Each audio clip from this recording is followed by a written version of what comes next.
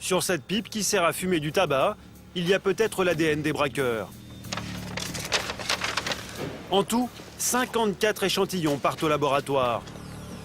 Dans l'une de ces enveloppes, peut-être une piste pour Jérémy. Mais pour le savoir, il va devoir patienter. Les analyses devraient prendre plus d'un mois.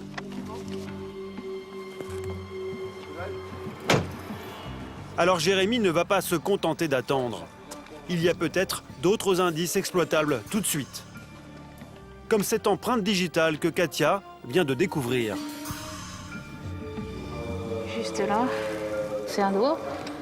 Une empreinte de pouce sur la vitre côté passager. Peut-être celui de l'un des malfaiteurs.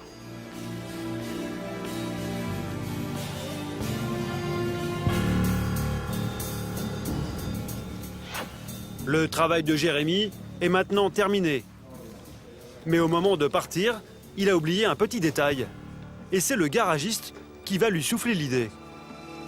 Tu interroges le GPS, puis tu vas voir tout ce qu'il a fait avant. Formidable. Pourquoi? Parce que s'il l'a pas déconnecté, en fait, il l'a laissé... Et puis après, tu peux retrouver toutes les dernières destinations. Ouais. Donc au moins, c'est intéressant. Donc là, on va faire l'exploitation du GPS, si c'est possible. Grâce au système de navigation, Voilà, le GPS se met en route. Jérémy espère retrouver les derniers points de chute des malfaiteurs. Et pourquoi pas, leur adresse. Le carnet d'adresse. Ça peut être intéressant.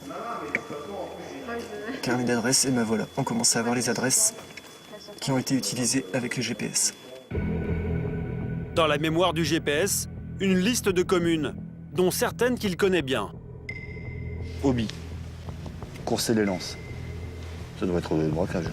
Ah ouais, comme par hasard, courser les hobbies, ouais. Ça, c'est l'aide de braquage.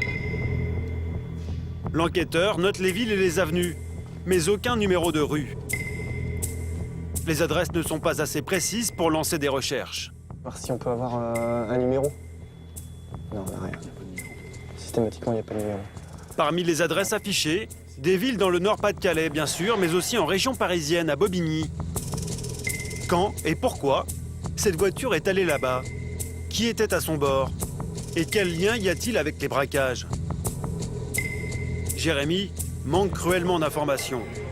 Alors, en attendant les résultats des analyses ADN, il va abattre une carte que tous les policiers ont dans leur jeu. Son réseau d'indices.